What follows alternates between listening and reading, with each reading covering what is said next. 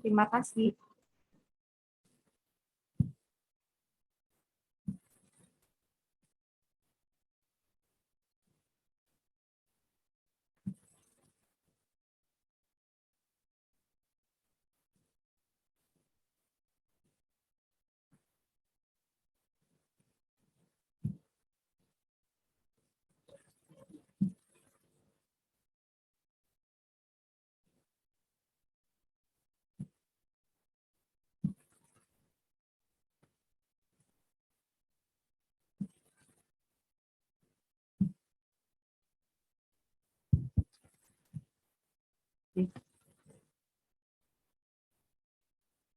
Assalamualaikum warahmatullahi wabarakatuh. Selamat pagi dan salam sejahtera bagi kita semua. Yang terhormat, Deputi Bidang Keluarga Sejahtera dan Pemberdayaan Keluarga, Bapak Nopian Andusti, SEMT. Yang kami hormati, PLT Direktur Bina Keluarga Balita dan Anak. Yang kami hormati, Kadis PPA PP DKI Jakarta. Yang kami hormati, Ketua Pokja 1, 2, 3, dan 4, Tim Penggerak PKK DKI Jakarta. Yang kami hormati penyuluh KB, kader BKB, dan kader Posyandu, serta para narasumber dan moderator, serta para peserta yang berbahagia. Selamat pagi Bapak dan Ibu, selamat bergabung dalam kegiatan peningkatan kapasitas bagi pengelola program prioritas nasional, promosi dan KIE 1000 HPK dalam rangka percepatan penurunan stunting tahun 2022. Sebelum memulai acara pada pagi ini, kami akan informasikan tata tertib selama kegiatan kepada para peserta, yaitu pertama, menggunakan nama akun dengan format nama, underscore, asal instansi atau komponen. Yang kedua, audio peserta dimatikan atau di-mute selama penyampaian materi berlangsung. Yang ketiga, diharapkan dapat mengaktifkan video dan menggunakan virtual background yang dapat diunduh dengan mengunjungi tautan yang tertera, yaitu bit.ly/materi-prof.in 2022. Selanjutnya, di sesi diskusi, peserta dapat mengajukan pertanyaan melalui fitur raise hand atau melalui kolom chat. Lalu diingatkan kembali, peserta dapat mengisi daftar hadir dengan mengunjungi bit.ly/presensi-prof.in 2022. Puji syukur kepada Tuhan Yang Maha Esa atas rahmat dan karunia-Nya pada hari ini, Selasa 8 Maret 2022, diselenggarakan kegiatan peningkatan kapasitas bagi pengelola program prioritas nasional, promosi dan KIE 1000 HPK dalam rangka percepatan penurunan stunting tahun 2022. Acara selanjutnya yaitu mendengarkan lagu Kebangsaan Indonesia Raya.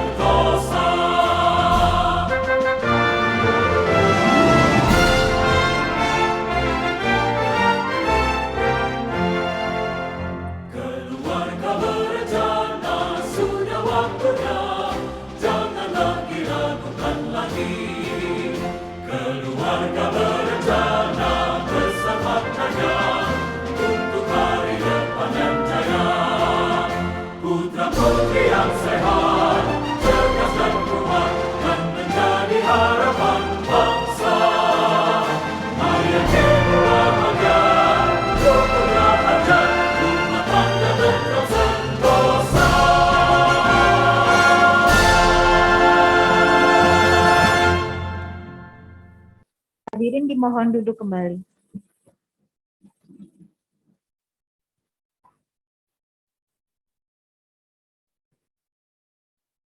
Bapak dan Ibu yang kami hormati, agar seluruh rangkaian acara pada hari ini dapat berjalan dengan baik, marilah kita berdoa bersama menurut agama dan kepercayaan masing-masing. Berdoa dipersilahkan.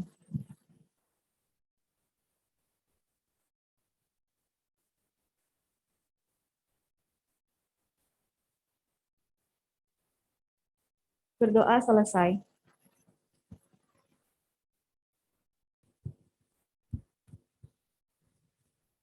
Acara berikutnya adalah laporan penyelenggaraan yang akan disampaikan oleh Koordinator Pengembangan Program Bina Keluarga Balita dan Anak. Kepada yang kami hormati, Ibu Umi Hidayatun Esos, dipersilahkan. Baik, terima kasih. Assalamualaikum warahmatullahi wabarakatuh. Deputi.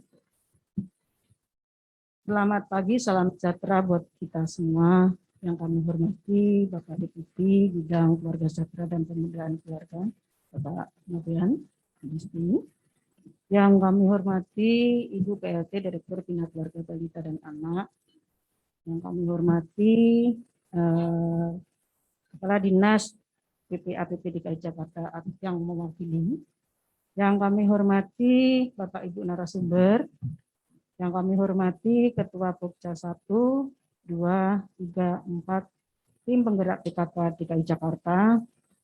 Yang kami hormati penyuluh KB, kader PKB, kader Posyandu, dan hadirin peserta undangan yang berbahagia.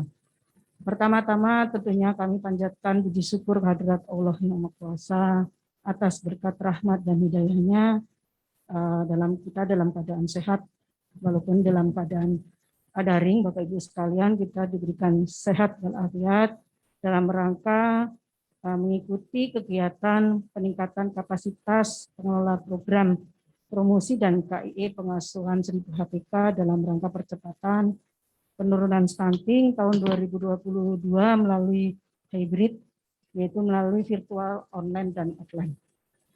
Pada kesempatan ini, izinkan kami selaku panitia penyelenggara mengucapkan terima kasih kepada Bapak Deputi KSPK yang berkenan hadir dalam pertemuan ini, dan tak lupa pula kami ucapkan terima kasih kepada para narasumber, moderator, dan seluruh peserta kegiatan. Bapak Ibu hadirin yang berbahagia, latar belakangnya yaitu BKKBN adalah sebagai instansi yang mendapatkan amanah sebagai ketua pelaksana percepatan penurunan stunting di Indonesia berdasarkan dengan Peraturan Presiden Nomor 72 Tahun 2021 tentang percepatan penurunan stunting yang memiliki tugas yang mulia dan yang berat, dan dengan target menurunkan angka stunting menjadi 14% di tahun 2024.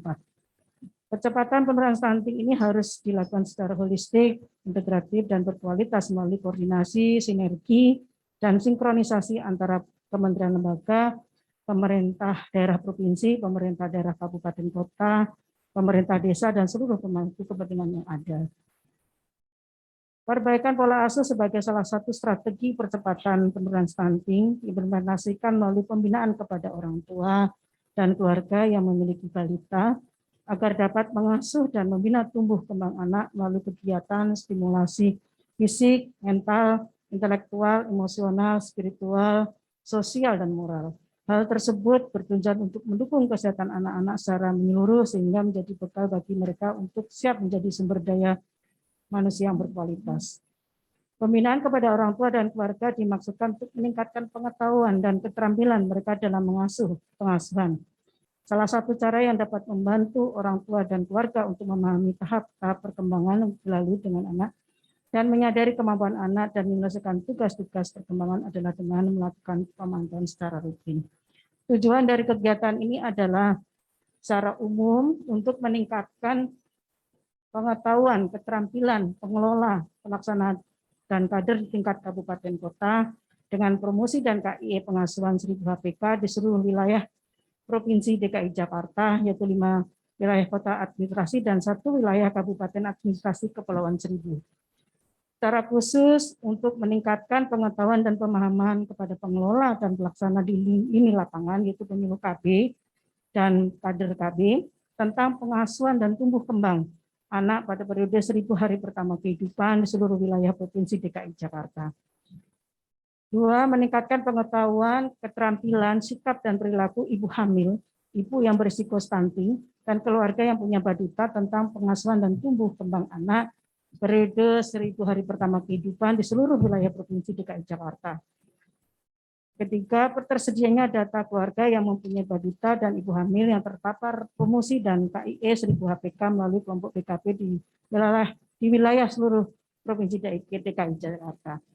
Sasaran dari kegiatan ini tentunya adalah pengelola pelaksana program, kemudian BKP, kemudian PKB, PLKB, kader PKB, mitra kerja terkait dengan Provinsi DKI Jakarta, yaitu 5 wilayah kota administrasi dan kabupaten administrasi Kepulauan Seribu. Materi dan narasumber yang pertama adalah kebijakan dan strategi program prioritas nasional promosi dan KIE yang akan disampaikan oleh PLT Direktur Balita dan Anak. Ada kemungkinan nanti bergeser jadwal, mungkin Ibu di yang kedua karena beliau sedang dalam perjalanan. Kemudian yang kedua kaitan dengan ASI eksklusif dan MPASI yang disampaikan oleh Gerakan Kesehatan Ibu dan Anak dari GKIA. Ketiga, penanaman nilai karakter anak usia 0 sampai 6 dan 6 sampai 10 kaitan dengan bagaimana penanam Pancasila dan 8 fungsi keluarga. Yang keempat, stimulasi perkembangan anak pada 1000 hari pertama kehidupan yang akan disampaikan oleh Ibu Nimas Diana Wulandari dari 2 materi tersebut. Kemudian kesehatan fisik dan mental ibu hamil dan menyusui yang akan disampaikan oleh Ibu dari Kongres Wanita Indonesia. Yang keenam adalah pengisian KKA secara manual dan secara online. Memang kami akan sosialisasi ini kaitan dengan bagaimana pengisian KKA secara manual dan secara online. Pembiayaan dari Dipa Satker KSPK. Selanjutnya kami mohon perkenan Bapak Deputi bidang KSPK untuk memberikan arahan pembenaran dan sekaligus membuka kegiatan secara resmi. Apabila dalam pelaksanaan kegiatan di dalam pelaksanaan kegiatan ada kekurangan, kami mohon dibukakan pintu maaf yang sebesar-besarnya. Sekian, terima kasih. Wassalamualaikum warahmatullahi wabarakatuh. Terima kasih kepada Ibu Umi atas laporan yang telah disampaikan. Berikutnya adalah sambutan oleh Deputi Bidang Keluarga Sejahtera dan Pemberdayaan Keluarga BKKBN. Kepada yang kami hormati, Bapak Nopian Andusti, SEMT, dipersilahkan. Terima kasih atas kesempatannya pada pagi hari ini kepada saya untuk sekilas menyampaikan sambutan dalam rangka peningkatan kapasitas bagi pengelola program prioritas nasional promosi dan KIE pengasuhan 1000 HPK dalam percepatan penurunan stunting. Bapak dan Ibu sekalian yang hadir pada kesempatan ini baik yang secara luring maupun daring, mendahului sambutan ini saya akan membukanya dengan namanya pantun. Ini karena Pak Tony, Bu Umi, ya agar tidak terlalu tegang, kita dahului dengan pantun, begitu. naik perahu dayung sendiri dari Pulau Seribu ke Teluk Jakarta. Bapak dan Ibu yang saya hormati, terima kasih atas kehadirannya. Pergi Tamasa ke Kota Tua, tidak lupa naik delman. Tuan dan Puan yang berbahagia, izinkan saya menyampaikan sambutan. Assalamualaikum warahmatullahi wabarakatuh. Selamat pagi, salam sejahtera bagi kita semua. Yang saya hormati Kepala Dinas DPPA PP Provinsi DKI Jakarta atau yang mewakili beserta jajarannya yang hadir pada kesempatan ini. Kemudian seluruh ketua-ketua Pokja, tim penggerak PKK di lingkungan Provinsi DKI Jakarta yang hadir pada kesempatan ini. Kemudian Kepala Satuan Pelaksana Pemberdayaan Perlindungan Anak dan Pengendalian Penduduk Kecamatan se-Provinsi DKI. Kemudian teman-teman di jajaran Direktorat Bina Keluarga Balita dan Anak, PLT Direktur, para koordinator, kasubkoordinator, dan pejabat-pejabat pelaksana fungsional umum di lingkungan Ditbalna yang hadir dan saya hormati, yang saya banggakan. Kemudian teman-teman kader BKB, kader Posyandu, kemudian Penyuluh KB, PLKB, kemudian para narasumber yang hadir pada kesempatan ini, kemudian para peserta yang tidak bisa saya sebutkan satu persatu yang berbahagia dan yang saya banggakan. Pertama-tama, marilah kita panjatkan puji dan syukur karya Allah SWT karena atas limpahan rahmat dan berkahnya pada pagi hari ini kita semua masih dapat berkumpul di ruangan ini maupun yang ingin mengikuti dari tempat masing-masing dalam rangka kita melaksanakan kegiatan peningkatan kapasitas bagi pengelola program prioritas nasional promosi dan KII pengasuhan 1000 hari pertama kehidupan pada hari ini Selasa 8 Maret tahun 2022. Hadirin Bapak Ibu yang saya hormati, sebagaimana amanat Presiden Republik Indonesia melalui Peraturan Presiden Nomor 72 Tahun 2021 tentang percepatan penurunan stunting, di mana menugaskan BKKBN sebagai Ketua Pelaksana Program Percepatan Penurunan Stunting di Indonesia sejak tanggal 25 Januari 2021. Tentu saja hal ini tidak mudah.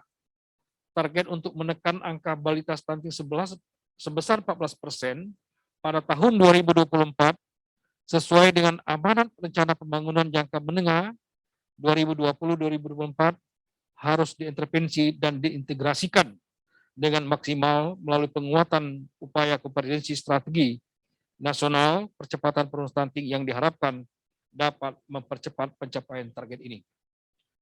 Nah, tentu saja kualitas dan sumber daya manusia yang baik secara otomatis akan mengangkat harkat dan martabat suatu bangsa. Pemerintah sebagai penyelenggara negara dituntut aktif membangun kualitas manusia demi tercapainya cita-cita bangsa, yakni bangsa yang mandiri, berdaulat dari sisi sosial, budaya, dan ekonomi. Nah, program kependudukan, keluarga berencana, dan pembangunan keluarga merupakan suatu langkah penting untuk mencapai kualitas sumber daya manusia yang baik. Karena dapat membantu keluarga-keluarga di Indonesia untuk lebih fokus pada peningkatan kualitas setiap pribadi anggotanya, yang tentu saja akan berdampak pada kualitas penduduk itu sendiri. Hadirin yang berbahagia, pada kesempatan yang baik ini saya ingin sampaikan bahwa sebagaimana berdasarkan hasil studi status gizi Indonesia tahun 2021, status gizi balita stunted sebesar 24,4%. Hal tersebut menunjukkan adanya penurunan dari hasil studi sebelumnya, yaitu hasil studi status gizi balita Indonesia pada tahun 2019 yaitu sebesar 27,67%.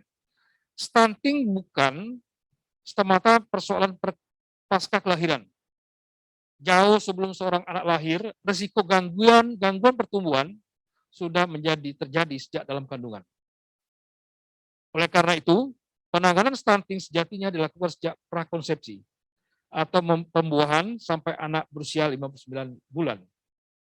Menjadi hal yang sangat penting bagi calon orang tua, calon pengantin, untuk memiliki pemahaman, perencanaan kehidupan berkeluarga yang baik.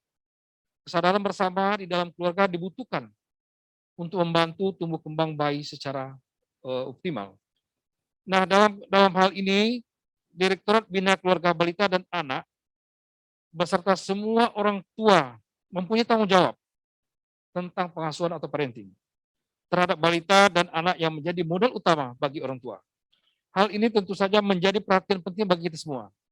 Jika terdapat kesalahan dalam pola pengasuhan sejak dini, maka akan berdampak buruk terhadap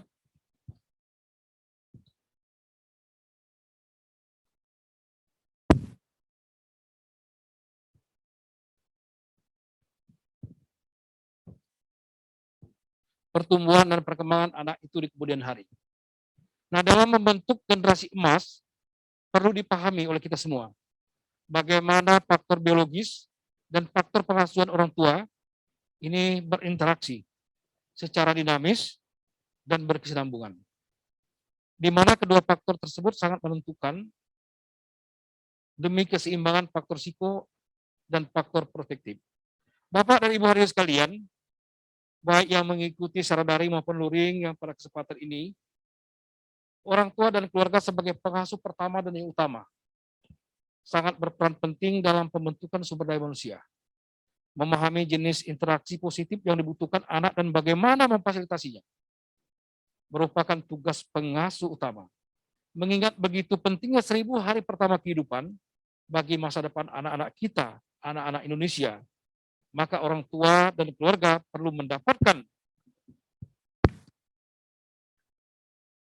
keterampilan dan pengetahuan dalam pengasuhan.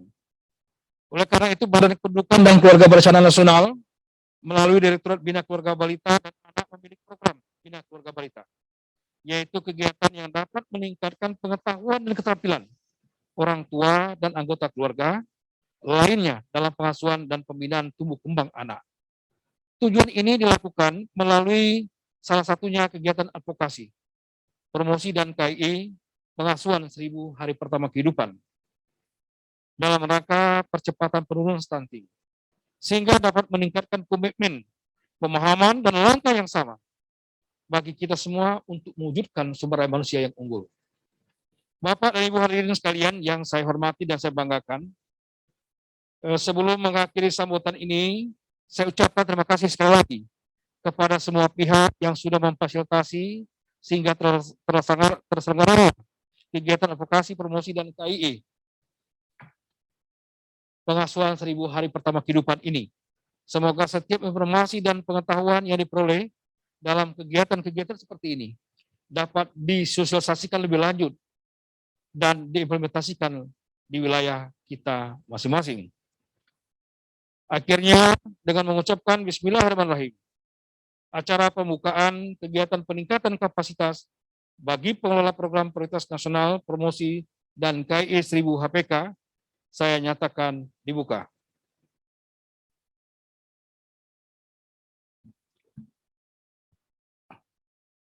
Sebelum saya akhiri, saya sampaikan pantun lagi ini, Bapak Ibu sekalian, biar nanti kan tidak tegang, jadi bisa sampai sore, ini bisa sampai besok. Anak nelayan pergi memancing ikan di laut lepas. Cegah stunting itu penting untuk mewujudkan Indonesia emas. Hari ini nanti di akhir pekan untuk liburan bersama keluarga. Sekian sambutan saya sampaikan, terima kasih atas perhatiannya. Sekian, terima kasih. Wassalamualaikum warahmatullahi wabarakatuh.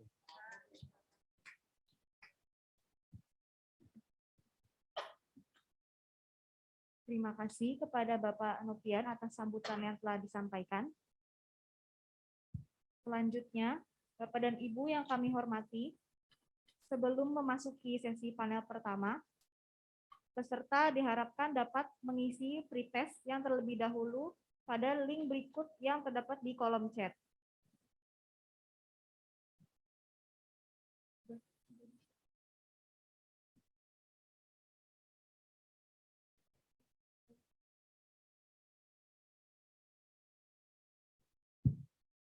Durasi mengerjakan pretest adalah selama 15 menit. Jika sudah dapat diakses, pretest sudah dapat dimulai dari sekarang.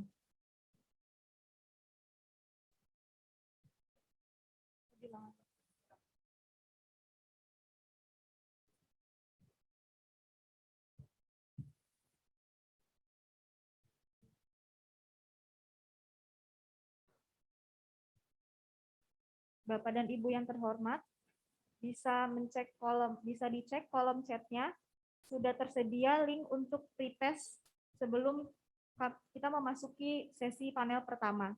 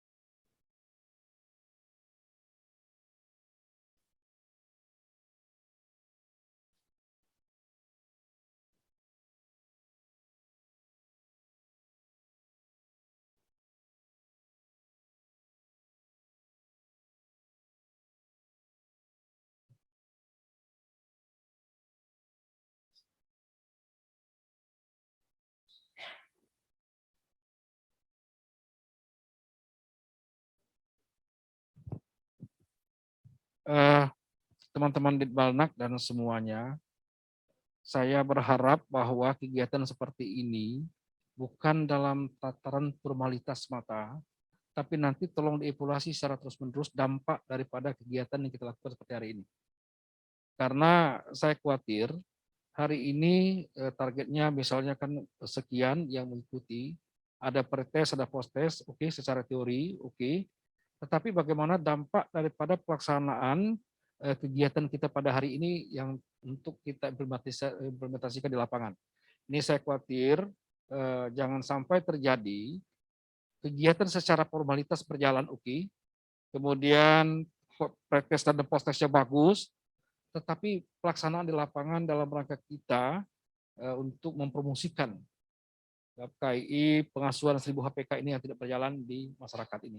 Oleh karena itu Bu Umi, Pak Tony dan teman-teman sekalian, saya berharap untuk tetap dilakukan evaluasi secara rutin bagaimana dampak kegiatan-kegiatan yang kita laksanakan. Ini juga untuk menjadi perhatian semua teman-teman peserta pada pagi hari ini. Artinya kita tidak melihat ini sebagai suatu sasaran target secara formal, tapi mari kita melihatnya implementasi, capaian realnya di lapangan seperti apa. Yang kita harapkan adalah tumbuhnya kesadaran masyarakat terhadap pentingnya 1000 hari pertama kehidupan. Itu yang paling penting. Jadi masyarakat sadar ini dan melaksanakan ini. Pesan tersampaikan, kemudian mereka laksanakan, dan di pedoman ini dipatuhi untuk menyadari bahwa 1000 HPK ini adalah suatu masa yang sangat-sangat menentukan untuk kita mencegah terjadinya anak-anak lahir stunting. Ini demikian, terima kasih. Wassalamualaikum warahmatullahi wabarakatuh.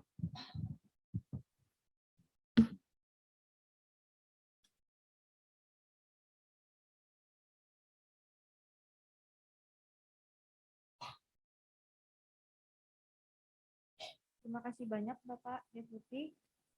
Diingatkan lagi kepada seluruh peserta untuk mengisi pretest dengan link yang sudah tersedia di kolom chat. Durasinya 15 menit, sekarang sudah 3 menit berjalan waktu. Terima kasih.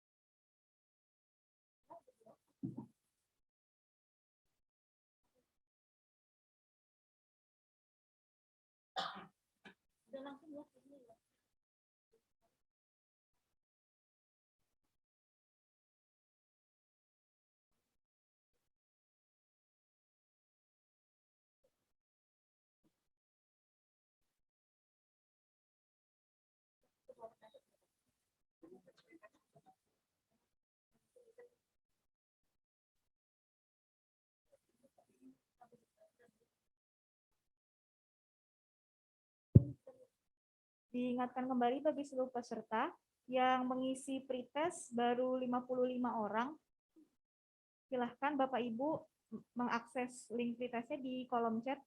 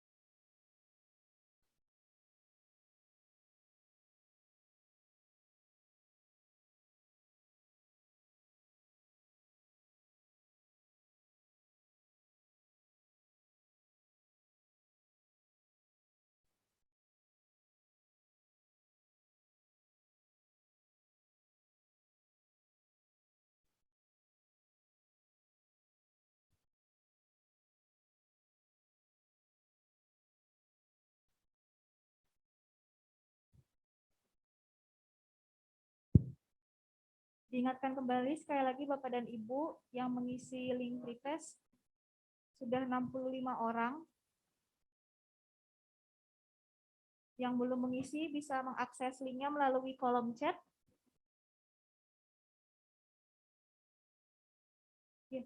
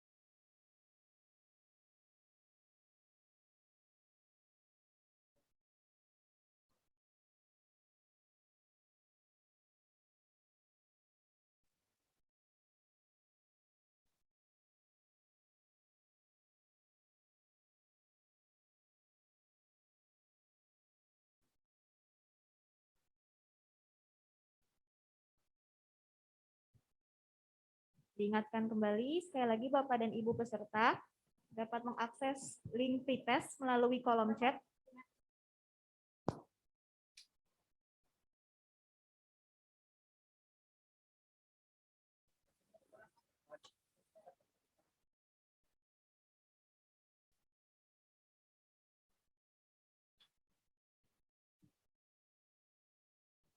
Bagi Bapak dan Ibu yang baru bergabung ke dalam Zoom meeting, bisa langsung mengisi link yang terdapat di kolom chat.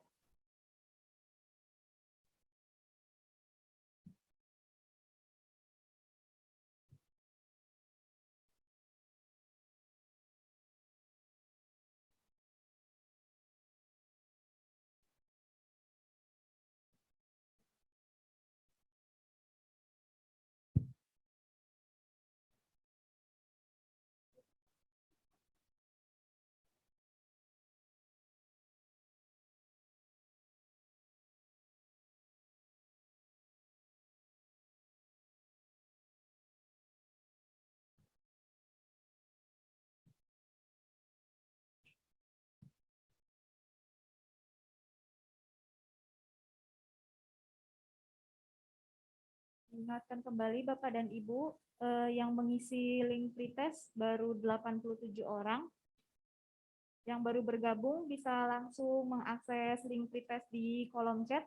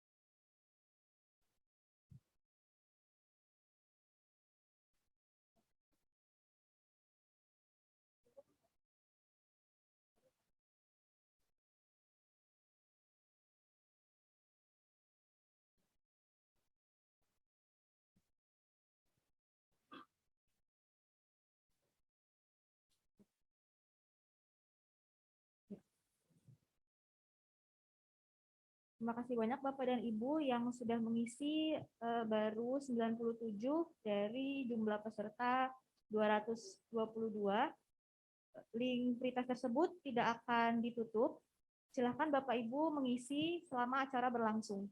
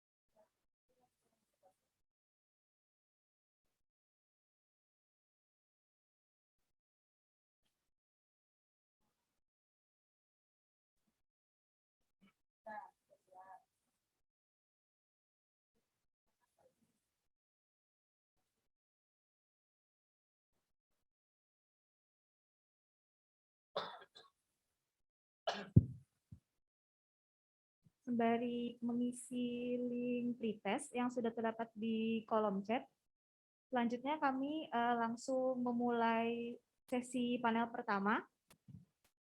Bapak dan Ibu yang kami hormati, Kami akan memasuki sesi panel pertama pada hari ini yang akan dimoderatori oleh Dinas PPAPP Provinsi DKI Jakarta. Kami persilakan kepada Bapak untuk memoderatori panel diskusi hari ini.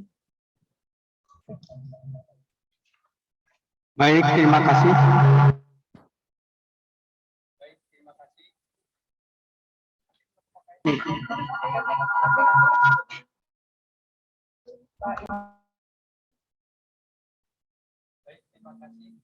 Pak MC, Assalamualaikum warahmatullahi wabarakatuh.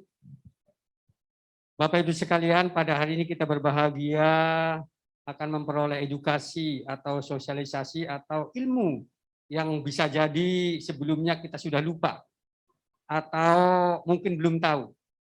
Namun demikian, sebelumnya izinkan saya untuk menyampaikan memperkenalkan diri. Nama saya Ibni Soleh dari Dinas Pemberdayaan, Pelindungan Anak dan Pengendalian Penduduk Provinsi DKI Jakarta sebagai Kepala Bidang Penggerakan dan Ketahanan Keluarga. Ini Bapak Ibu mungkin sudah kenal para audien lah, tetapi dari sektor mitra kerja, terutama dari KOANI, sekali lagi mohon diterima perkenalan saya. Dan saya di sini ditunjuk sebagai pemandu atau moderator dalam panel diskusi pada hari pertama dalam rangka kegiatan peningkatan kapasitas pengelola program prioritas nasional tahun 2022 melalui kegiatan promosi dan KIS 1000 hari pertama kehidupan dalam rangka pencegahan atau percepatan penurunan stunting khususnya di DKI Jakarta ini. Ya, masih DKI Jakarta ya Bapak Ibu ya. Selanjutnya pasti bisa jadi berubah namanya. Baik Bapak Ibu sekalian, izinkan saya juga untuk berpantun sedikit dalam rangka ya mencerahkan kita sebelum memulai panel diskusi yang pertama ini. Jalan-jalan ke Keramat, mampir di Pasar Cikini. Jangan lupa beli beras dan beli emping. Dengan semangat kita ikuti kegiatan ini agar Jakarta bebas stunting. Nah, mudah-mudahan ya Bapak Ibu. Pantun kedua nih, udah bikin dari pagi nih. Aura kasih pergi ke restoran. Asik ya, aura kasih pergi ke restoran, nggak diajak kita. Lewat pasar Genjing, beli daging. Terima kasih kami ucapkan para peserta. Ingat kawan, cegah stunting itu penting. Untuk itu, Bapak Ibu sekalian, pada panel diskusi yang pertama ini nanti ada 2 pemateri atau 2 narasumber yang akan menyampaikan materinya kepada kita semua, tentu tidak lepas hubungannya dengan percepatan penurunan stunting atau pencegahan stunting. Di mana Bapak Ibu sekalian berdasarkan data SDGI 2021 yang terbaru, yaitu secara nasional prevalensi stunting Indonesia yaitu 24, sekian, di atas 24. Dan untuk DKI Jakarta memang tidak yang terbaik, yaitu yang kedua terbaik, 16,8%, masih di bawah di bawah mana? Provinsi Bali, 10, target 2024 nasional 14%. Harapannya DKI Jakarta lebih rendah dari itu, bisa jadi maksimal 1 digit. Mudah-mudahan ya. Oleh karena itu pada hari ini pemateri kita yang pertama tetapi nanti yang kedua, yaitu materi tentang kebijakan dan strategi program prioritas nasional dalam rangka penurunan atau percepatan penurunan stunting melalui promosi KIE 1000 hari pertama kehidupan. Kegiatan ini atau materi ini akan dibawakan nanti oleh Direktur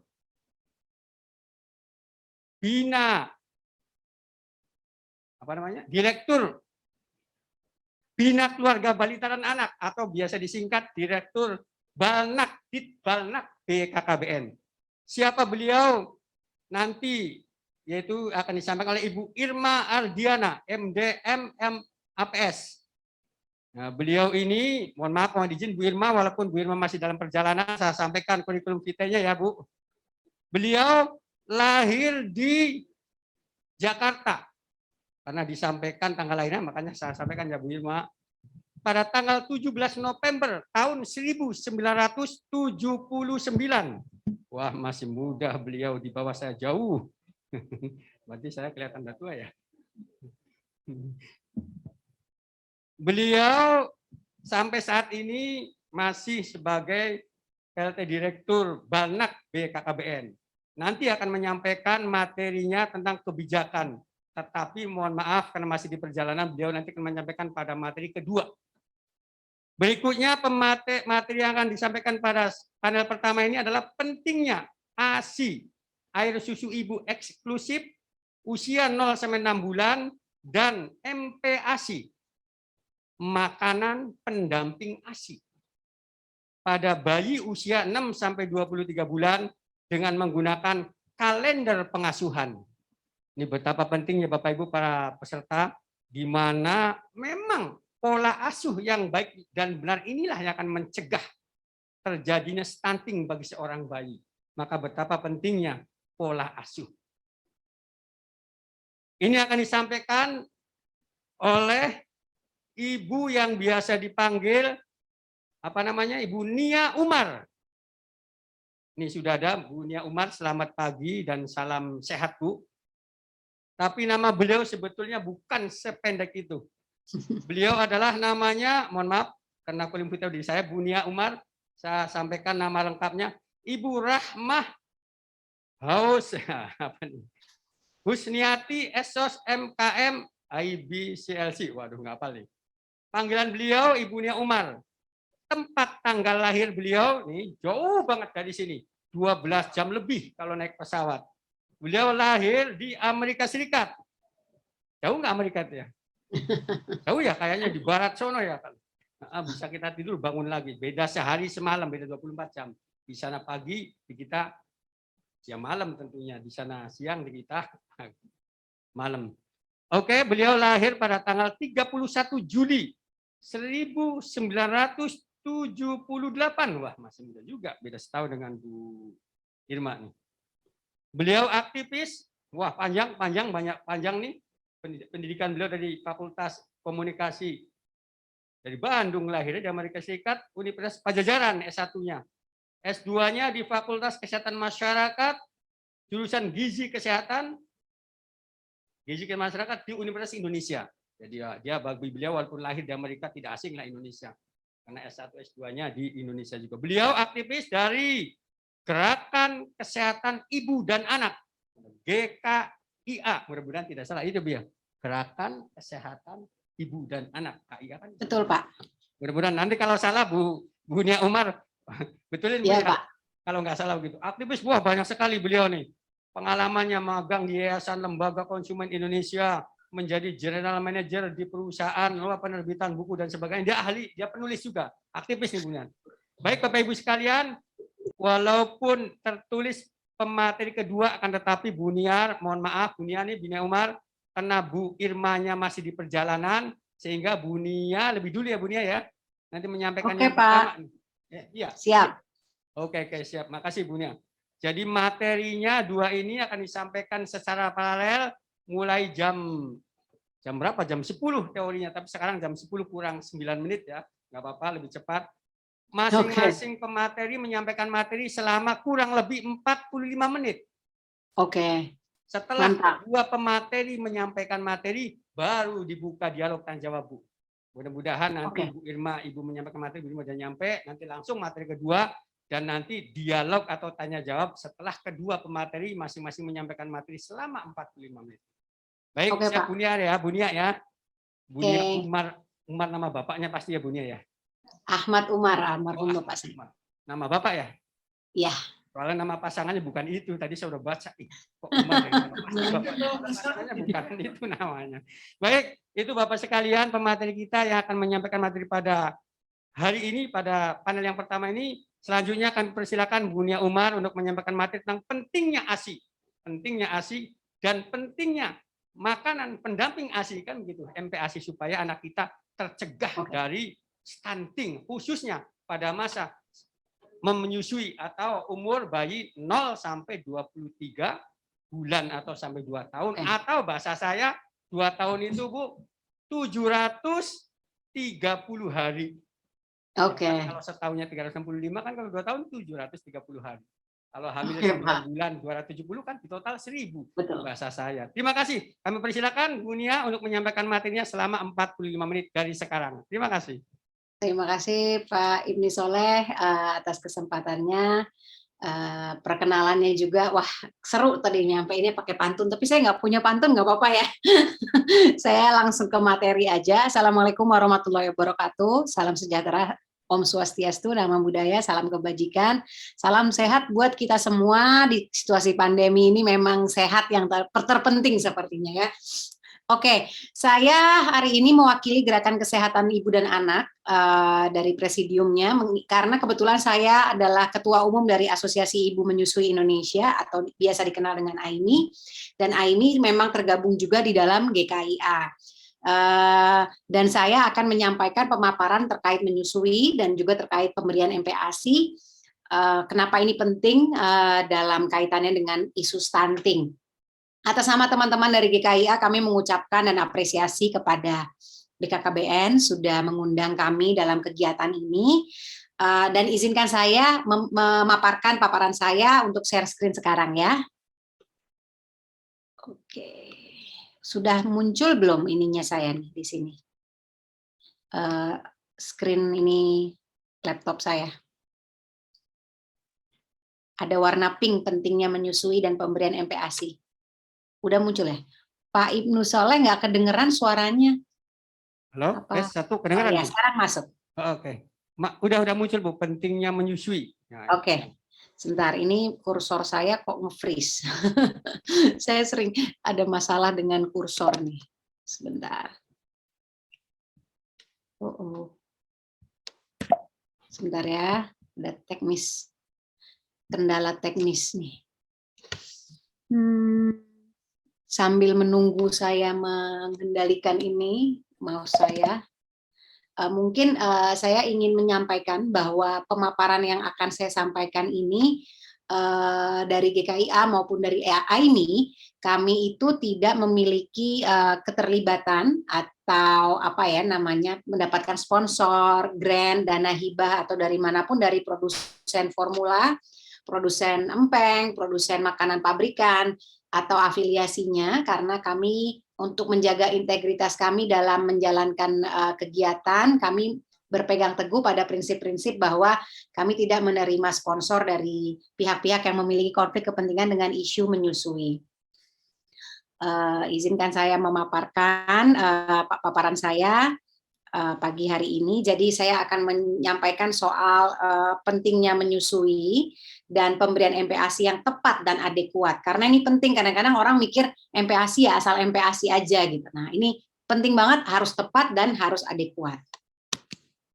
Tadi seperti saya sampaikan, kami tidak menerima sponsor apapun, jadi kami GKIA maupun AIMI dan saya pribadi selalu bermitra dengan pihak-pihak yang tidak punya konflik kepentingan, dan kami sangat senang jika dilibatkan dalam kegiatan-kegiatan dengan pemerintah, karena ini menunjukkan bahwa pemerintah memiliki komitmen penuh, komitmen teguh juga untuk bermitra dengan organisasi seperti AIMI dan GKIA juga untuk sama-sama melakukan perlindungan, dukungan, dan proteksi buat isu menyusui dan juga praktek baik dalam pemberian makan bayi dan anak.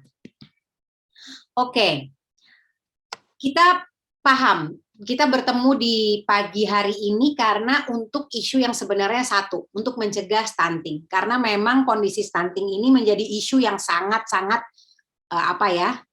panas ya buat Indonesia, karena bisa dibilang hot topic gitu.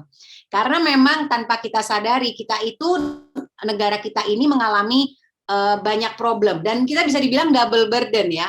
Kita tidak punya masalah stunting aja, tapi kita juga punya masalah wasting. Tetapi kalau menurut saya bisa jadi sudah bukan double burden juga, kita sudah punya namanya triple burden gitu. Kenapa? Karena angka obesitas pun tanpa disadari itu meningkat.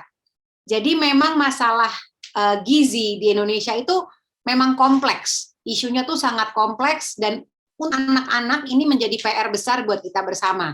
Dan saya yakin Bapak Ibu di BKKBN pun juga berusaha keras gitu memikirkan upaya-upaya seperti apa supaya bisa mengurangi angka stunting ini, juga wasting dan juga angka obesitas yang meningkat.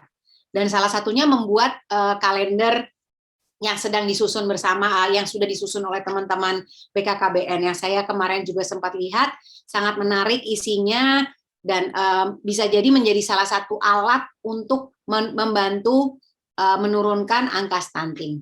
Dan seperti kita sadari, stunting itu berkorelasi erat dengan asupan gizi. Tetapi stunting juga tidak bisa dilepaskan dari sanitasi, dari menjaga kebersihan, dari pola asuh keluarga. Jadi menurut saya isu stunting ini memang tidak bisa ada formulasi atau resep khusus, resep kilat untuk mengatasinya, tetapi memang perlu. Kalau ibaratnya komputer, kita nggak bisa cuma beli komputernya, kita harus install software-nya ke masyarakat. Kita harus bikin pelatihan-pelatihan untuk meningkatkan kompetensi pihak-pihak yang membantu ibu, membantu keluarga. Kita harus bikin banyak alat-alat dan program-program yang bisa membantu para kader, para nakes untuk bisa berdaya membantu para ibu untuk bisa menyusui, bisa memberikan makan yang tepat buat keluarganya. Dan ini dimulai dari kehamilan yang sehat, yang jelas. Karena memang jelas bukti banyak studi yang menunjukkan bahwa kesehatan kehamilan, ibunya sehat, makan gizi seimbang, menu variatif, mengonsumsi makan panganan alami lokal, itu ternyata membantu mencegah stunting. Namun sayangnya di Indonesia banyak sekali pemahaman-pemahaman yang keliru. Contohnya, ibu-ibu hamil harus minum susu ibu hamil gitu untuk menjaga kehamilannya gitu. Padahal sebenarnya susu ibu hamil itu ya susu akal-akalan ya sebenarnya kalau saya bisa bilang gitu. Maaf saya langsung to the point aja ngomongnya ya. Karena saya ingat sekali ini ya, Bapak Ibu sekalian sharing sedikit gitu. Saya punya teman tinggal di Jerman, orang Indonesia. Suami istri tinggal di Jerman di kota Bonn. Waktu dia hamil dia minta dicari ini susu ibu hamil karena dia pikir dia harus minum itu ya. Di kota Bonn, sekota Bonn itu dia cari, itu suaminya nyari keliling-keliling, nggak nemu. Dan kita tahu orang Jerman tuh nggak ada yang stunting, kebanyakan tinggi-tinggi. Salah satu negara dengan orang yang paling tinggi-tinggi di dunia tuh di Jerman. Dan ibu-ibu di Jerman tuh nggak minum susu ibu hamil gitu, ya minum susu biasa, susu cair biasa gitu.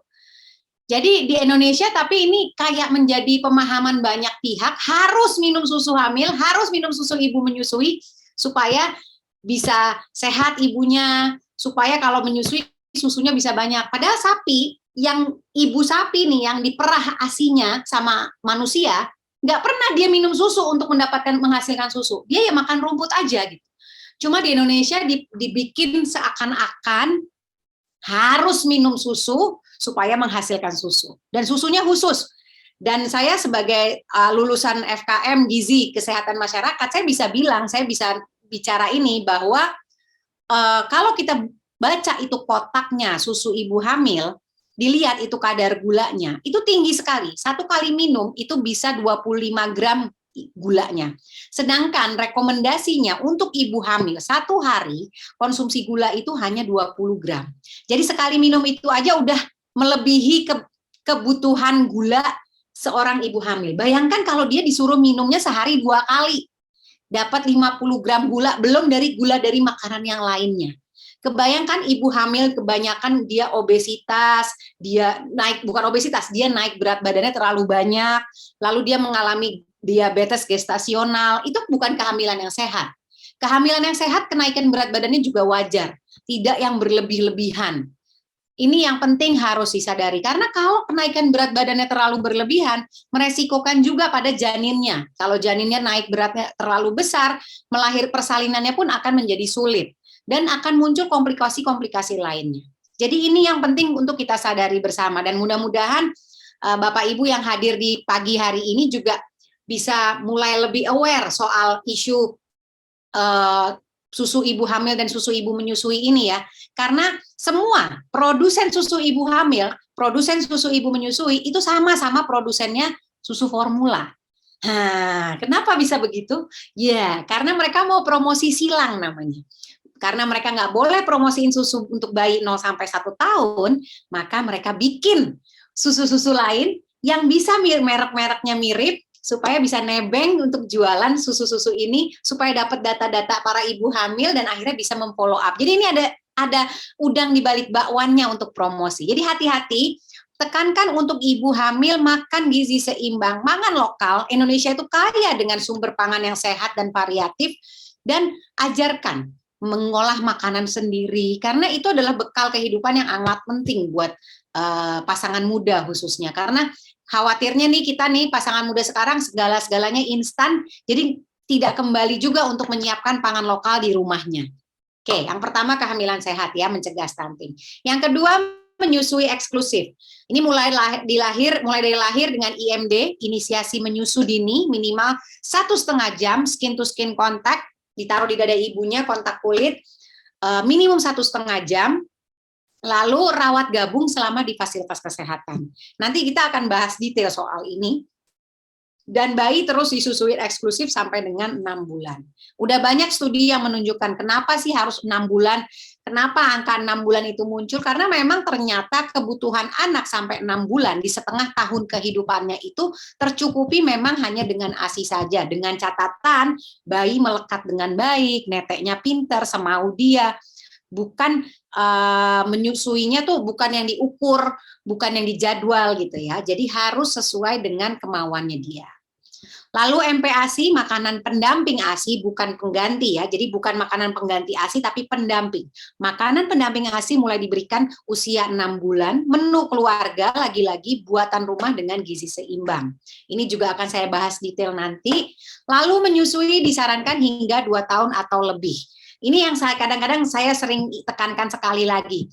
Kita sering mengingatkan ibu-ibu menyusui hingga 2 tahun. Sebenarnya rekomendasinya tuh 2 tahun atau lebih. Kalau dari WHO, UNICEF, beberapa organisasi profesi juga mengatakan seperti ini. Kenapa ada lebihnya?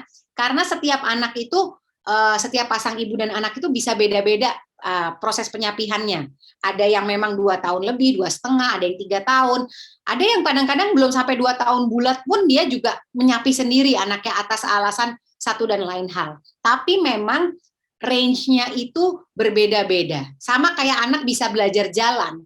Itu nggak bisa dipaksain. Harus 1 tahun bisa jalan. Enggak, itu range-nya antara umur sekian-sekian. Tapi dia bisa jalannya tiap anak beda-beda. Tidak bisa dipaksakan. Oke. Sebentar.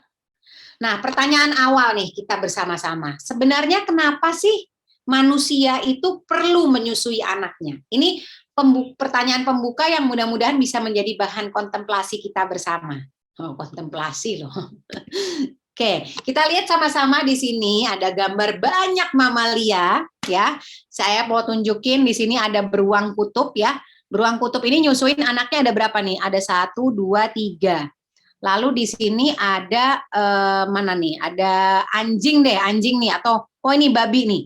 Babi nih nyusuin anaknya ada berapa? 1, 2, 3, 4, 5, 6 gitu ya. Nyusuin anaknya 6. Ada gajah juga nyusuin anaknya. Nah, ini misalkan saya iseng nih ya, saya orang yang punya keahlian khusus, saya tuker aja deh nih. ASINya gajah Lampung dengan ASINya beruang kutub. Saya iseng, saya tuker gitu. Nah, kira-kira apakah yang akan terjadi jika ASI kedua ibu induk gajah dan ibu beruang kutub ini saya tuker? Nah, boleh nggak di kolom chat ada yang jawab apa yang terjadi kalau ASINya ibu beruang kutub sama gajah Lampung nih saya tuker? Boleh tulis di kolom chat pendek-pendek aja alasannya apa yang akan terjadi kalau ASINya saya tuker. Atau ada yang mau nyalain mic, boleh nggak nih pesertanya biar kita nggak ngantuk nih pagi-pagi, bisa ada ngobrolnya. Ada yang mau mencoba menjawab? Ada yang bilang nggak mau karena beda rasanya. Oke, bisa berantem. Enggak, ini ceritanya udah dikasih. ASINya pokoknya bisa terjadi. Saya perah, saya kasih ke satu ke beruang kutubnya, satu ke gajahnya. Bisa jadi anaknya nggak mau, bisa jadi nggak mau. Diare, mungkin banget diare. Perilakunya akan berubah beda. Bisa jadi berubah, asupannya kurang. Nah, belum tentu cocok. Ini ketahanan imunnya nggak dapet, karakternya beda. Ini hampir benar. Yang saya suka ini dari ibu Ibu Pratiwi, mana tadi? Pratiwi PKK Cikini. Nih, ketahanan imunnya nggak dapet. Betul sekali. Biasa aja karena sama-sama ASI. Bisa jadi, tapi daya tahan tubuhnya belum tentu cocok. Kenapa? Coba kita pikirkan ya. Bayi beruang kutub lahir di dalam lingkungan yang dingin. Sehingga ASI ibunya itu tinggi kadar lemaknya. Karena dia harus segera membuat anak beruangnya itu cepat gedenya. Dan cepat banyak lemaknya dalam tubuhnya supaya melindungi dari kedinginan. Sedangkan ASI-nya gajah Lampung tinggal di Lampung panas ya Bu Ibu. Kalau seandainya ASI-nya beruang kutub yang tinggi lemak tadi dikasih ke gajah Lampung, bayi gajah Lampung, itu bayi gajah Lampungnya banyak lemak dalam badannya. Sedangkan dia kepanasan itu gampang panas. Lama-lama badannya nggak kuat dan bisa membahayakan jiwanya. Begitu juga dengan beruang kutub. Kalau beruang kutubnya saya kasih ASI-nya gajah, ASI-nya ibu gajah banyak airnya karena dia tinggal di Lampung. Kebutuhannya memang banyak kandungan air. Sehingga kalau saya berikan pada beruang kutub, si beruang kutub berat badannya naiknya tidak sesuai, lemaknya juga cadangan lemaknya tidak memadai, sehingga dia tidak bisa tahan dingin. Jadi komposisinya tuh berbeda, nggak bisa disamakan. Saya masih mau lihat kolom chatnya lagi nih, ada lagi yang jawab, pola pikirnya beda, manfaatnya beda, sama, benar nggak cocok, bisa sakit-sakitan, betul sekali. Nih banyak sekali yang udah hampir jawabannya benar. Jadi bisa membahayakan karena tidak cocok satu sama lain. Begitu juga dengan bayi manusia. Bayi manusia dilahirkan untuk menyusui pada ibunya. Ini bukan kata Nia Umar, bukan kata AIMI, bukan kata GKIA, bukan kata BKKBN. Ini perintah Allah, ada di dalam Al-Quran. Jelas dikatakan, menyusuilah anakmu, susuilah anakmu. Jadi yang ngomong bukan saya sebenarnya. Di semua agama, menyusui itu dianjurkan. Tidak hanya di agama Islam. Di semua agama jelas. Di umat Nasrani, Kristiani kita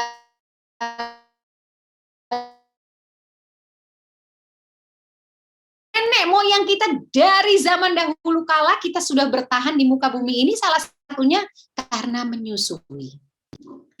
Jadi, walaupun menyusui bisa jadi bukan pilihan buat setiap orang tua, sebenarnya menyusu pada ibunya itu tetap menjadi pilihan yang semua bayi inginkan. Sayangnya bayinya nggak bisa ngomong aja. Tapi kalau dia bisa ngomong, ya dia maunya nenen sama ibunya. Oke? Nah, namun sayangnya di era modern seperti saat ini, di era media komunikasi, media sosial begitu banyak promosi, begitu masif dari produsen formula, belum lagi banyak ibu baru melahirkan nggak bisa nyusuin, nggak dikasih kesempatan bisa sama bayinya, dia dipisahkan.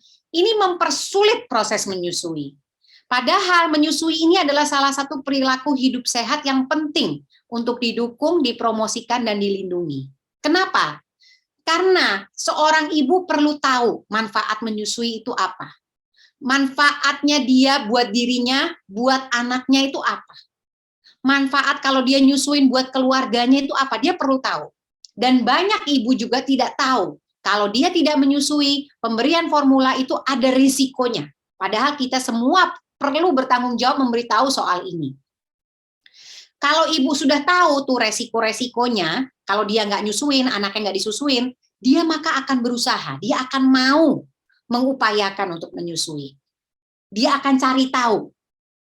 Kalau dia udah tahu, dia udah mau, dia udah tahu teorinya, maka dia akan mampu, dia akan berdaya untuk menyusui anaknya. Nah ini, teori ini juga sama untuk kita para kader, para tenaga kesehatan, para pihak pemerintah juga untuk mempromosikan. Jadi kalau kita mau mempromosikan menyusui, tapi kita nggak tahu cara membantu ibu menyusui, itu sami mawon kita menjebak ibu-ibu dalam kita selalu bilang, oh menyusui itu bagus, tapi kita nggak tahu cara melekatkan bayi ke payudara yang baik seperti apa, cara mengajarkan ibu, oh tahu tanda cukup menyusui itu seperti apa. Kita menjebak ibu-ibu di dalam jargon-jargon yang tapi kita sendiri tidak tahu cara membantunya.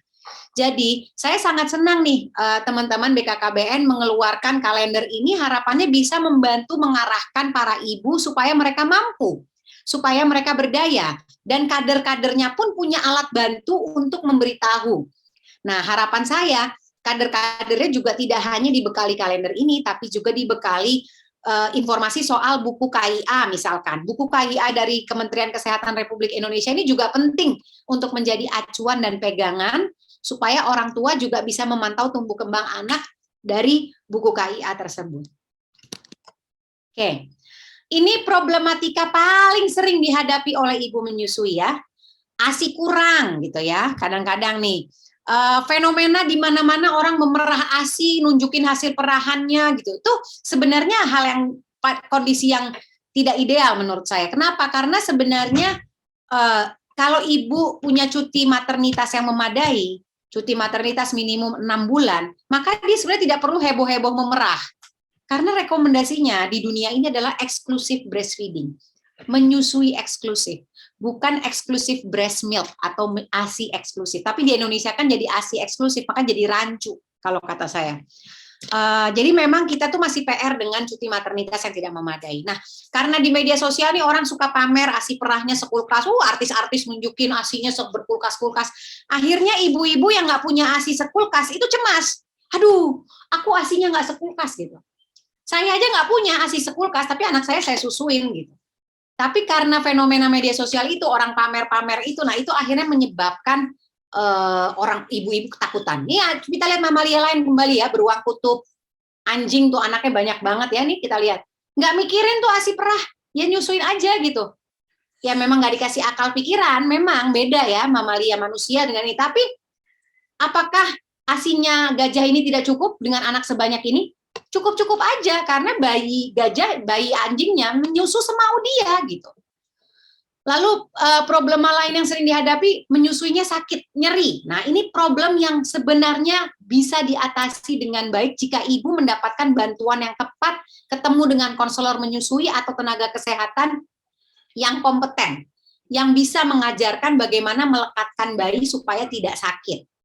Sama nih ya, mama monyet nanya, nggak pernah dia kayaknya, aduh kok sakit ya nyusuinnya ya, ini anak gua gitu. Mungkin nggak terjadi gitu, cuma di bayi manusia aja gitu.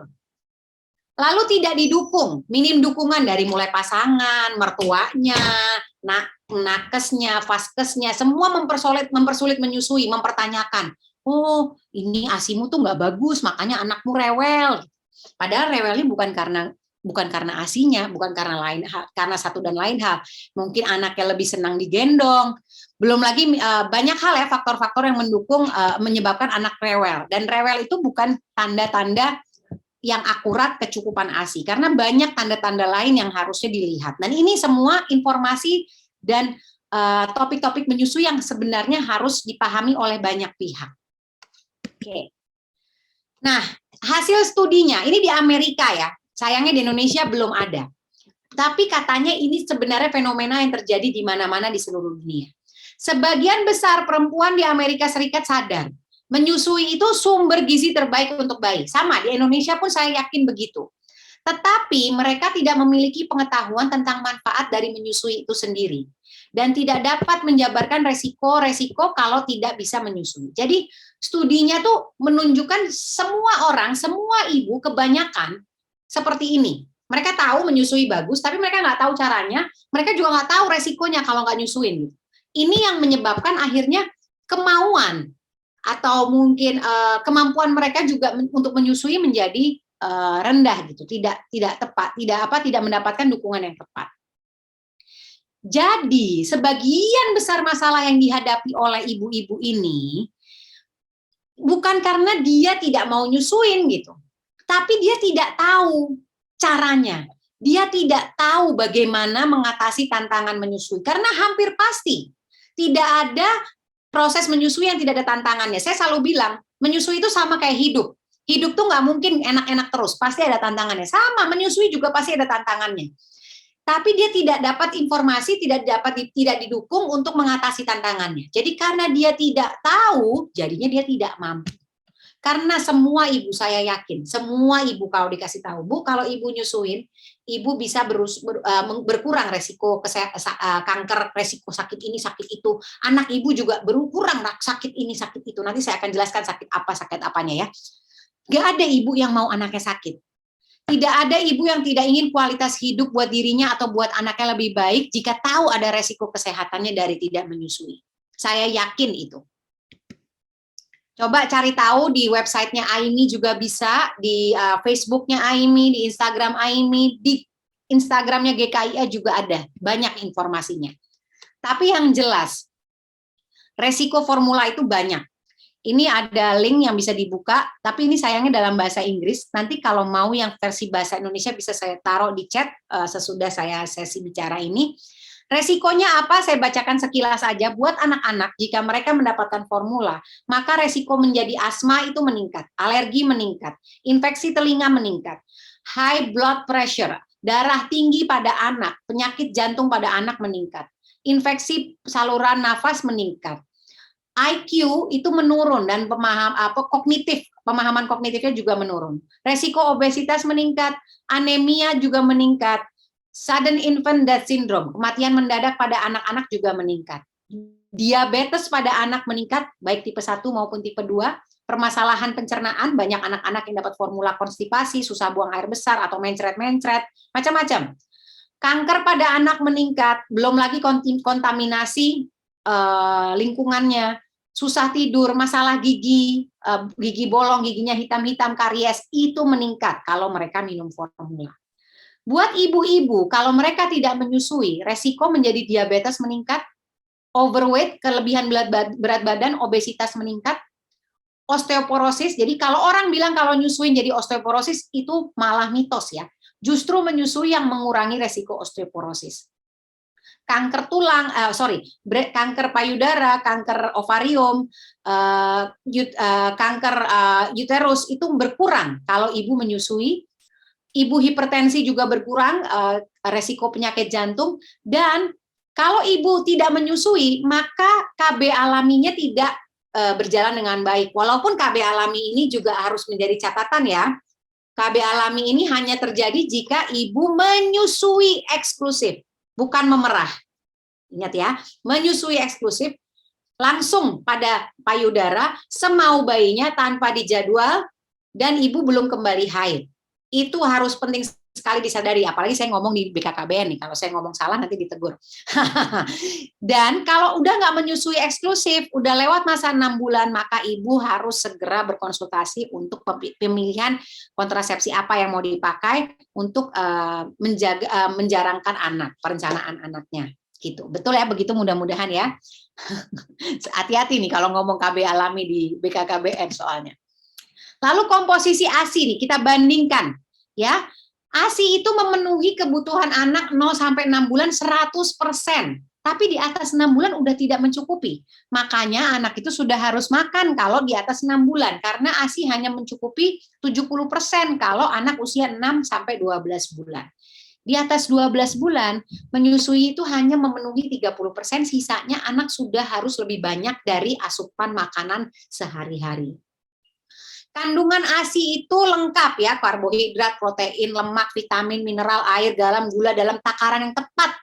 Suhunya tepat kalau dia netek sama ibunya. Udah nggak pakai diatur-atur, udah pas pasti. Dan ini coba kita bandingkan, kandungan ASI ada sebanyak ini, sedangkan kandungan formula tuh cuma segini nih. Nih lihat tuh, beda banget ya. Nanti slide ini boleh saya berikan ke peserta supaya bisa baca isinya lebih detail. Saya nggak mungkin bacain satu-satu, banyak banget. Dan biasanya kandungan formula itu muncul istilah DHA, olisakarida, itu karena ditemukan di dalam ASI dulu. Lalu mereka mau ngikut-ngikut bikin. Padahal beda DHA-nya. DHA di ASI itu alami, ciptaan Tuhan, kalau yang formula ciptaan manusia. Pasti beda ya, ciptaan manusia sama ciptaan Tuhan. Coba kita ada pelukis mengelukis pelangi, bandingkan dengan pelangi ciptaan Tuhan. Nggak bisa disamain, nggak ada pembandingnya. Jadi nggak ada formula yang bisa mengikuti komposisi ASI. ASI itu cairan hidup. Setiap saat, setiap detik, setiap bayi nyusu pun berubah-berubah. Disusuin pertama keluar lebih cair, akhir-akhirnya lebih banyak lemaknya. Kalau formula yang enggak, yang berubah cuma kalengnya, nomornya, kotaknya, warnanya, ya. warna kotaknya gitu, takarannya gitu, tapi nggak berubah-berubah isinya gitu. Dan saya pernah lihat itu ada di YouTube ya videonya, boleh nanti dicari atau nanti saya juga share, boleh di chat, bisa dibuka. Ada orang yang masukin tetesan ASI ke mikroskop itu gerak-gerak di dalamnya. Bagus banget gitu. Tapi kalau formula ya diem aja gitu, nggak ada yang bergerak. Benar-benar artinya cairan hidup tidak bisa dibandingkan dengan cairan yang mati. Oke. Nah, ini keuntungan menyusui ya, penelitiannya sudah banyak menunjukkan penghasilan anak itu ketika dewasa lebih tinggi. Karena apa? Karena IQ-nya lebih tinggi. Dan biasanya mendapatkan pendidikan lebih lama. Ini studinya di mana-mana menunjukkan seperti ini. Risiko kesehatan mental itu juga berkurang. Anak-anak menjadi depresi, tidak ada bonding, itu sulit fokus. Itu ternyata sangat meningkat dengan risiko kalau anak tidak disusui. Nah, ibu perlu belajar. Jadi buat bayi, kalau dia baru lahir, kenapa ditaruh di dada ibunya, IMD? Karena dia punya bekal insting untuk mencari sumber kehidupannya. Jadi kalau seandainya ada anak macan nih ibu macan melahirkan di tengah hutan, anak macan itu bisa nyari sendiri puting mamahnya, nggak pakai diajarin. Sama sebenarnya bayi manusia, bayi mamalia, kita kalau anak itu ditaruh kesempatan di dada ibunya skin to skin minimum 1,5 jam, dia akan mencari sumber kehidupannya, itu puting ibunya, payudara ibunya. Nah, kalau ibu, dia perlu belajar.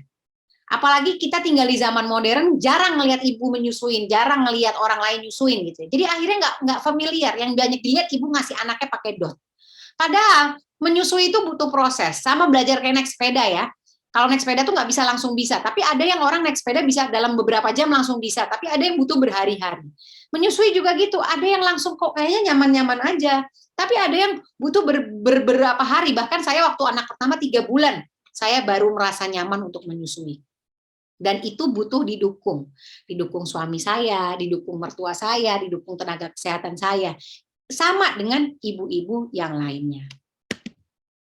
Dan dukungan dari tenaga kesehatan itu sangat-sangat penting. Dan ini sudah tertulis di dalam peraturan pemerintah juga. PP 33 tahun 2012 tentang pemberian ASI eksklusif, pasal 33 itu menyatakan bahwa ada 10 langkah menuju keberhasilan menyusui. Namanya program Rumah Sakit Sayang Bayi. Di situ memang ada syarat-syaratnya. Ya, harus IMD bayinya ditaruh di dada ibunya. Tadi ya, inisiasi menyusu dini. Ditaruh di dada ibu, skin to skin, kontak kulit, 1,5 jam minimum. Rawat gabung, jangan dipisah. Bayinya di lantai 4, ibunya di lantai 2. Pas dikasih cuma pas nangis doang, ya nggak bisa. Tadi bayi macan lahir di hutan, nggak ada bayinya ditaruh di kandang, ibunya di hutan sendirian, nggak ada gitu, pasti nempel. Semua yang di sini pernah lihat nggak kucing habis melahirkan pasti anaknya diklonin semua. Kita deket-deket ke situ, kucingnya marah nggak ibunya, pada gitu. Dia nggak seneng anaknya diambil. Sama yang ada di sini, yang ibu-ibu yang pernah melahirkan pasti nggak pernah bisa bohong. Kalau baru melahirkan rasanya itu kita nggak mau jauh sama anak kita. Kita nggak terlalu happy kalau anaknya dipegang sama orang lain, karena memang itu insting keibuan. Lalu posisi pelekatan menyusui yang baik itu harus dibantu, harus diajarkan, harus dikasih tahu. Memerah jika perlu, misalkan ternyata bayinya ada kegawat daruratan, atau bayinya mungkin harus dipantau dulu di kamar bayi NICU, itu ibunya harus diajarkan memerah, supaya bisa keluar kolostrumnya atau yang kental itu loh, supaya bisa diberikan ke bayinya yang lagi diobservasi. Diajarkan tahu kapan bayinya menyusu, tahu bayinya cukup ASI, tidak kasih dot, tidak kasih empeng, tidak kasih formula tanpa indikasi yang jelas. Ini penting sekali. Dan tenaga kesehatan harus membantu ibu cari tahu kalau misalkan ibunya kesulitan menyusui, oh ibu bisa hubungi ini. Itu penting. Oke. Ini juga informasi yang kadang-kadang banyak orang belum tahu. Ukuran lambung bayi. Lambung bayi itu sangat kecil ya ibu, bapak-bapak sekalian. Kalau baru lahir itu cuma segede kelereng nih, kelereng yang kecil nih. Jadi kolostrum kita tuh cuma sedikit, yang cairan yang awal baru keluar kuning kental itu sedikit, cuma beberapa sendok. Kalau disusuin sering, pelan-pelan produksi ASI ibunya akan meningkat di hari ketiga segede kelereng yang sedang, segede buah ini, apa namanya itu, kayak segede kemiri. Nah ya, karena lambungnya juga pelan-pelan tumbuhnya. Umur seminggu baru segede bola pingpong. Kenapa itu? Makanya nyusunya juga sering. Karena ibarat kita minum dari gelas kecil, kalau kita haus kan kita bolak-balik tuh ngambil airnya. Sama. Jadi anak menyusu sering, tidak berjadwal itu penting. Bayi tidak lahir pakai jam tangan. Jadi jangan pernah menjadwal menyusui. Menjadwal menyusui itu berlaku untuk anak yang minum formula. Karena harus pakai jadwal, kalau enggak takut anaknya kegendutan. Tapi kalau menyusu sama ibunya tidak perlu dijadwal. Lalu ketika anaknya 1 bulan, lambungnya segede telur ayam. Tuh, belum gede-gede banget juga. Menyusunya belum terlalu banyak. Oke? Yang penting ibu dikenalkan tanda-tanda kecukupan menyusu. Oh, pupnya berapa kali sehari? Minimum 3-5 kali ya, Bu. Kalau pupnya sering berarti ASI-nya banyak yang masuk. Pipisnya juga sering. Itu tanda kecukupannya, bukan mengukur hasil perahan. Hasil perahan itu bukan indikator bayi cukup menyusu. Posisi menentukan prestasi. Posisi menyusu yang tepat itu sangat-sangat menentukan. Banyak posisi yang bisa diajarkan, posisi sambil tiduran, posisi yang menyilang, disilang seperti gambar ini, tangannya menyilang, posisi menimang, posisi mengempit. Baiknya semua ibu tuh diperkenalkan aneka posisi ini supaya dia bisa cari posisi yang nyaman dan enak buat dia menyusui. Apalagi yang baru melahirkan, kalau sesar tuh ya, posisi tiduran ini cocok banget gitu, untuk dibantukan, karena dia biasanya belum boleh duduk. Pelekatan itu adalah kunci juga. Melekat. Bayi melekat ke payudara. Kalau dia melekatnya baik, maka keluarnya juga banyak. Karena keluarnya akan banyak ASI-nya ya. Jadi kalau puting ibu ada di langit-langit mulut yang keras, coba lidah kita gulung. Kalau ada di keras, itu sakit. Kita maunya puting ibu ada di bagian belakang. Nah, di sini, di bagian belakang mulut bayi. Sehingga tidak nyeri. Ditandai dengan apa? Dagu bayi menempel ke payudara, bukan hidungnya. Ya, dia mendangak. Kita kalau minum tuh nggak ada yang nempel hidungnya di sini. Kita kalau minum pasti jauh hidungnya dari gelas. Sama, bayi pun juga seperti itu. Itu ya. Lalu dukungan dari semua pihak, dari pasangan, suami, keluarga itu penting. Fasilitas kesehatan ini sangat-sangat penting karena hari-hari pertama bayi lahir itu kunci keberhasilan menyusui. Dari masyarakat, dari teman-teman kami di GKIA, di AIMI, dari perusahaan, pemuka agama. Jadi pemuka agama tuh penting menyampaikan menyusui saat ceramah, karena jelas-jelas ada kok di dalam kitab-kitab suci. Dan pemerintah, itu penting untuk mengatur kebijakan, membuat program-program yang strategis, itu sangat-sangat penting. Ini ada artikel bacaan yang saya berikan juga di sini, boleh dibaca nanti. Ada yang ini udah dalam bahasa Indonesia, bagus-bagus artikelnya. Nah, soal MPASI. Jadi tadi kan kita cerita bahwa standar emas pemberian makan bayi dan anak itu adalah IMD yang pertama, inisiasi menyusu dini, ditaruh di dada ibu tadi baru lahir. Lalu bayi menyusu eksklusif selama 6 bulan. Lalu pemberian MPASI mulai dari 6 bulan. Diteruskan dengan menyusui hingga 2 tahun atau lebih. Jadi ada 4. Nah, fase MPASI ini penting sekali. Karena seringkali terlewatkan gitu. MPASI itu adalah fase bayi mengenal makanan lain selain ASI. Nah, bahan dasarnya seperti apa? Bahan pangan lokal yang terjangkau, yang ada di dalam lingkungan keluarga, yang dimakan sehari-hari. Contohnya ini anak saya waktu dia umur sekitar 6,5 bulan, ini dia saya ajak pergi dan saya bawakan MPASI-nya. Waktu itu seingat saya satu ini kentang pakai daging cincang sama kaldu ayam, ada tahunya disaring. Sama ini kudapannya waktu itu kayak pisang dicampur santan sama gula merah. Saya saring juga. Kayak barongko kalau orang Makassar bilang. Nah, ini makanannya dia kalau saya pergi ya bawa kayak gini gitu. Saya siapkan. Makanan lokal, bukan makanan pabrikan, bukan yang instan-instan. Kenapa? Karena makanan instan, makanan pabrikan itu secara teori lagi-lagi ya, banyak studi menunjukkan makanan pabrikan itu meningkatkan resiko berbagai penyakit juga. Sama kayak susu formula. Susu formula itu makanan pabrikan gitu. Jadi ini bukan kata Nia Umar, bukan kata GKIA, bukan kata AIMI, tapi studinya ada bahwa makanan pabrikan meningkatkan resiko kesakitan. pada anak dan pada orang dewasa. Jadi kita zaman dulu ya, ini kita coba mengingat-ingat. Zaman dulu orang mungkin 100 tahun yang lalu, 200 tahun yang lalu, orang sakit itu karena apa? Karena dia tidak punya akses air bersih, tidak menjaga kebersihan, itu ya. Sakit-sakitnya tuh karena karena alasan sanitasi gitu ya. Tapi penyakit alasan seperti itu sekarang ini mungkin di perkotaan, di sebagian besar kota besar di Indonesia udah berkurang. Udah jarang orang sakit karena tidak punya akses air bersih, itu udah jarang. Sekarang orang sakit, meninggal, sakitnya macam-macam, itu lebih karena penyakit degeneratif. Apa sih penyakit degeneratif? Contohnya kayak kanker, hipertensi, darah tinggi, diabetes. Itu bukan penyakit menular. Itu penyakit gaya hidup yang muncul seiring dengan munculnya begitu banyak makanan pabrikan di dunia ini. Tidak hanya di Indonesia. Di dunia ini masalah problematis yang sangat klasik.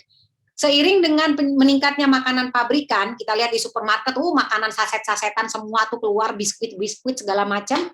Maka penyakit yang macam-macam, kanker, diabetes, hipertensi, macam-macam itu sekarang penyakit autoimun itu muncul.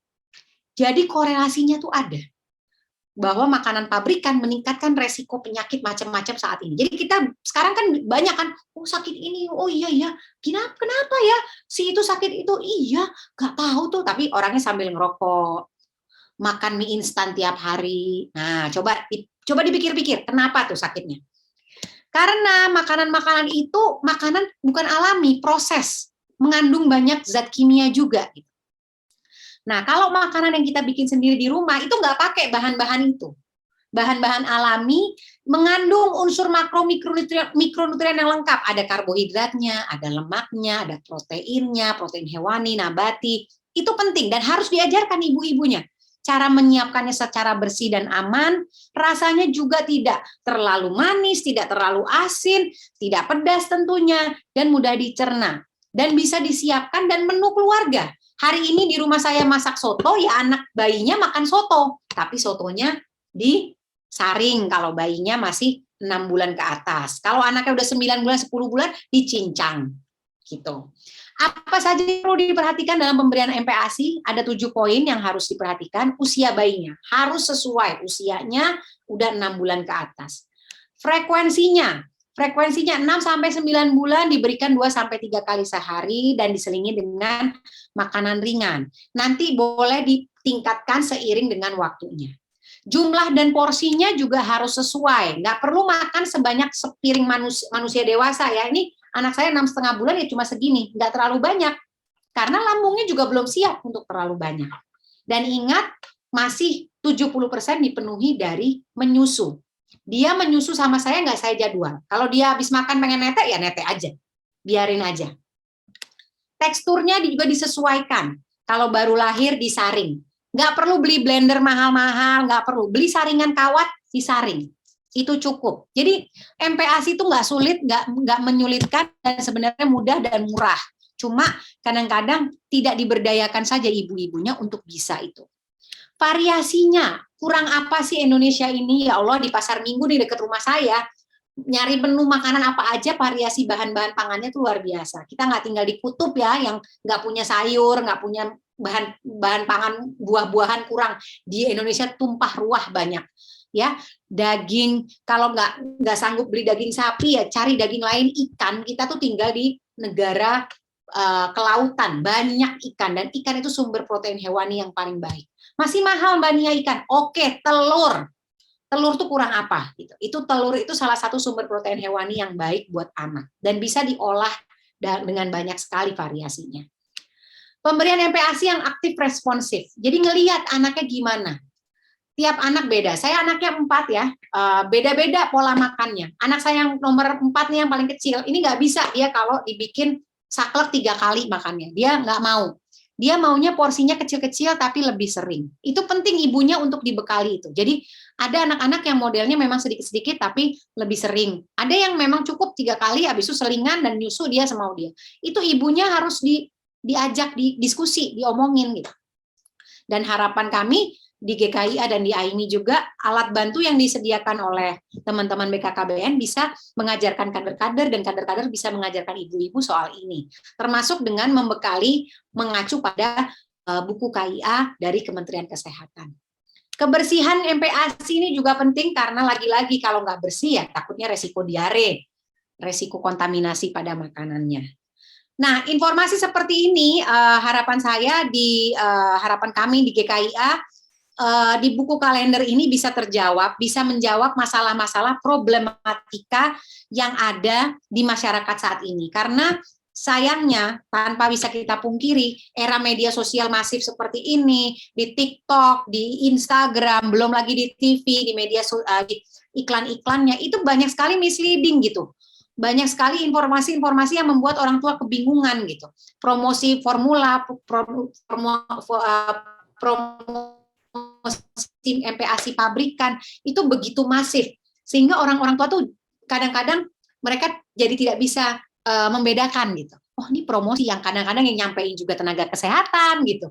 Akhirnya mereka menelan mentah-mentah informasi ini, akhirnya mereka memutuskan, ah ya udah deh, pakai yang pabrikan aja lebih gampang. Padahal yang pabrikan itu kalau kita makan rasanya itu pasti lebih gurih, lebih asin, lebih manis. Beda sama MPASI yang kita buat yang memang tidak boleh sebenarnya menggunakan garam dan gula karena rasa alami garam dan gula itu sudah ada dari bahan pangan yang kita pakai. Izin Bu Nia, waktunya tinggal 2 menit lagi untuk Ibu. Oke, ya ini slide terakhir. Jawab nanti aja, tanya jawab aja Bu. Iya. Lagi, Bu. Ya, terima kasih Pak. Ini udah slide terakhir. Jadi mudah-mudahan kami berharap sekali dengan alat bantu kalender yang disiapkan oleh teman-teman BKKBN. Kami dari GKIA sebenarnya ada masukan-masukan Pak terkait kalender ini. Mudah-mudahan saya belum tahu bisa dikirim kemana. Kalau saya boleh sumbang saran, saya ingin sekali bisa mendiskusikan soal masukan terkait kalendernya. Mohon dibantu menghubungi siapa. Itu dari kami, dari GKIA, atas nama GKIA saya mengucapkan terima kasih. Mohon maaf jika ada salah kata, saya kembalikan ke Pak Ibnu Saleh. Terima kasih Bu Nia, Bapak Ibu sekalian. Kita upload secara virtual sekali lagi. Nanti Bu Nia bisa menghubungi Bu Umi, nanti Bu Umi akan menghubungi Bu Nia nanti untuk masukkan ke kalender itu Bu. Ini tadi info sementara Bu. Baik, tadi Bapak Ibu sekalian, wah materi edukasi bagi ibu-ibu ini khususnya kader Posyandu sangat besar sekali manfaatnya yang selama ini kita tidak tahu. Sehingga kadang-kadang lupa tuh, apa itu? Inisiasi menyusui dini yang 1,5 jam tadi Bu ya, IMD ya. Lalu apa itu menyusui secara eksklusif? Bisa jadi pola asuh ini yang kadang-kadang salah bagi ibu hamil karena ketidaktahuannya tadi. Bahkan ada yang ketidaktahuannya salah paham, MPASI itu diplesetin, makanan pengganti ASI. Padahal kan yang benar makanan pendamping ASI ya Bu ya. Jadi pendamping ASI setelah umur 6 bulan ke atas, begitu, bukan pengganti. ASI tidak ada gantinya, tetapi pendamping ASI karena tadi disampaikan oleh Bu Nia. Betul, perintah pertama menyusui itu tadi Bu Nia menyampaikan kalau Muslim di dalam surat Al-Baqarah surat yang kedua ayat 233 Bu. Saya hafal kebetulan saya sering nemen orang melahirkan. A'udzubillahi minasyaitonirrajim. Wahai para ibu, hendaklah menyusui anak mereka 2 tahun penuh jika mereka menghendaki penyempurnaan penyusuannya. Jadi itu. Sehingga ASI itu betul, tidak ada penggantinya Bapak Ibu. Jangan sampai salah persepsi. Bayinya yang diberikan ASI ya Bu ya. Ngalah yang sebelahnya itu. Kalau setelah 2 tahun baru bolehlah. Jangan sampai gara-gara bayinya diare, gara-gara kemasan ASI-nya bekas bapaknya. Sorry, maaf. Baik Bapak Ibu sekalian, baiklah. Tanya jawab kami persilakan di chat nanti untuk pertanyaan Ibu Nia.